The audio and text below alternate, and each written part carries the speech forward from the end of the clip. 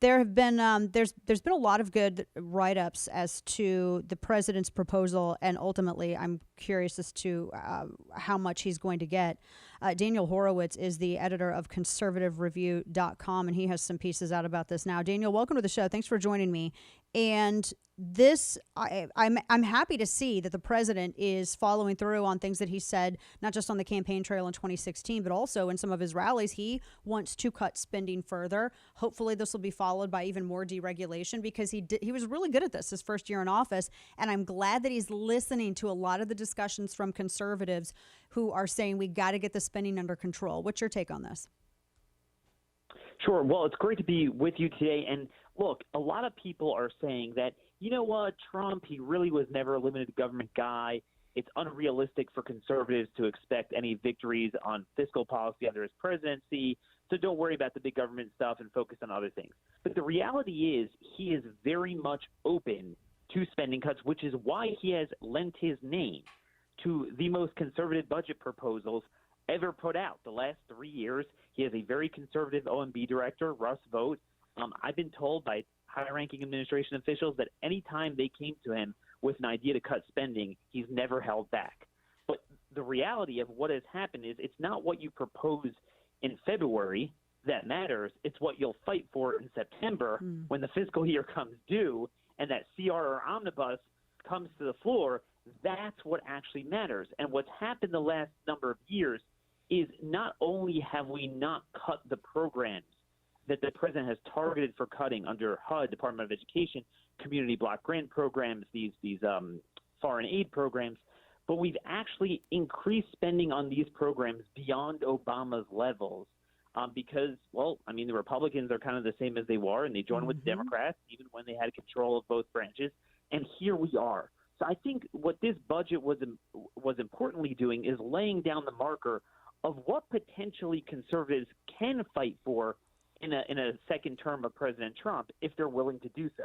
And I like that. I like the way this is framed too, because conservatives do have to fight for this. I mean, when the president releases a budget, I mean, it's not law. It's not like, this has to be. I mean, he's not making law. This is not like they're going to have to vote on exactly what he has in here. This comes from, unfortunately, the House, which is controlled by Democrats right now, the power of the purse. And that is what conservatives are going to have to fight for. And I think some of that means fighting to make sure that Republicans sort of gain control of the House so we can make this budget a reality. Yeah.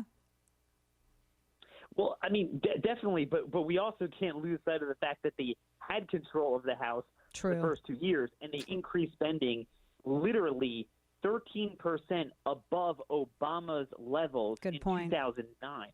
Now, you remember 2009 very well. That was the catalyst for the Tea Party. I remember writing press releases for Tea Party candidates shockingly about the $13 trillion in debt. We're at $23 trillion. Like I said, spending on the Department of Education is much higher than even under the Porculus era. And to be fair, that was a very deep recession. Revenue was very low. People were on food stamps and unemployment. Now is a record protracted period of low unemployment. So what's our excuse? And that's really my thing. Yes, win back the House, reelect President Trump, but how do we not fall into the same trap of those first 2 years where we focus kind of on a soap opera, but when it comes time for the actual budget leverage, somehow the Democrats always seem to win. And that's something that I think that a lot of people don't really realize. It's so much of this has to do with the Republicans have to be open to this idea of cutting spending. And you've written about how the president seems like he's actually legitimately serious about reducing the amount that we spend, the amount that the U.S. government spends. What are some of those indications that you see that he actually does take this seriously? Sure. So, look, the president has always promised he's not going to do anything to Medicare and Social Security. But even if you put that on or put that off the table, still there is a lot going on with Medicaid, welfare, and yes, discretionary spending, which when you're talking about HUD and the Department of Education and all these bureaucracies, you're also creating a lot of Democrat voters too. And I think the president certainly gets that.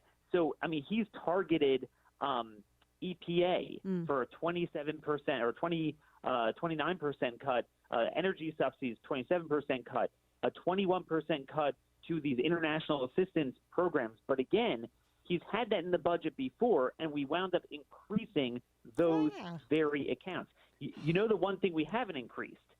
What's that? Funding for ICE. Oh, okay? yeah, there you go. So, again, Republicans had control for 2 years, trifecta control, and they funded everything. They funded Planned Parenthood. They didn't fund the border wall, so the president had to do reprogramming. And then interior enforcement. Look, I'll be the first to tell you that's more important than the border wall. ICE has 3.2 million known criminal aliens to deal with, and they only have 5,000 deportation officers.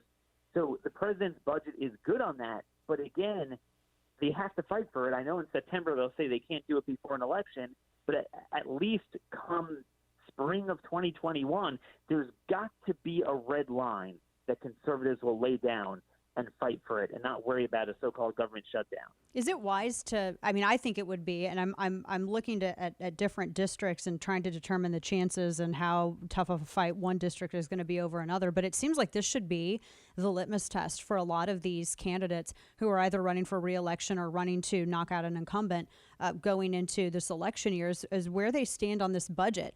I mean, it seems kind of smart to have it come out right now so you can see where everybody stands and adjust your support accordingly. You know, Dana, that's the dirty little secret. A lot of our colleagues in this industry are going to be focused this week, next week, and every week on the Democrat primary. There's not much your audience could do to influence that, nor probably do we care. What we want is an alternative that is a bold contrast to whatever clown show emerges from there. And I think that's why, yes, it is important to focus on Republican primaries. I mean, not all Republicans are created equal. And that is a big part of it. There's always going to be excuses, the filibuster, this and that. But the reality is, you know this, a lot of Republicans don't want to cut spending. While Trump's election was a big change to the party, 70 to 90% of voters picked either Trump or Cruz put together, depending on the state. They did not want the party establishment. But if you look down the ballot, I mean, the party has not changed that much. So it's going to have to be done by blunt force, and primaries has got to be a big part of that. Yeah, and the fact, and you had mentioned this too, the fact that he's not willing to look at Medicare and he's not willing to look at Social Security at this point right now. I mean, and honestly, I know that there's some criticisms from some people in the conservative sphere, but it's strategy-wise. Obviously, it's all a part of strategy. I would love for him to just blast out with a privatization of Social Security, but that would actually really hurt him, I think, in an election cycle when you have some independents that are seriously considering socialists. Sure. I mean, Dana, here's what people are missing. It's a straw man argument. There is so much to do with what's called other mandatory spending. Yeah. That's welfare and Medicaid and all the means-tested programs. And then, you know, all the agencies and departments and non-defense discretionary spending. That is a big chunk. Remember, when Republicans had control of just the House in 2011, they actually rolled back spending. The numbers went down in absolute terms for the first time in a while, just on account of discretionary spending cuts. They didn't even get to welfare. Republicans promised welfare reform in their second year. The first year they did tax cuts. The second year they could have used budget reconciliation to do that. They did not do it. The president is very open to it. He's already giving states waivers to have work requirements. So again, he is very open to that. And look, as far as Medicare is concerned, what we ultimately need to do is fix the way we approach healthcare. Yes. And I think part of the price transparency efforts of Secretary Azar, if that could be harnessed, you start reducing prices across the board, and it makes all of these programs more manageable.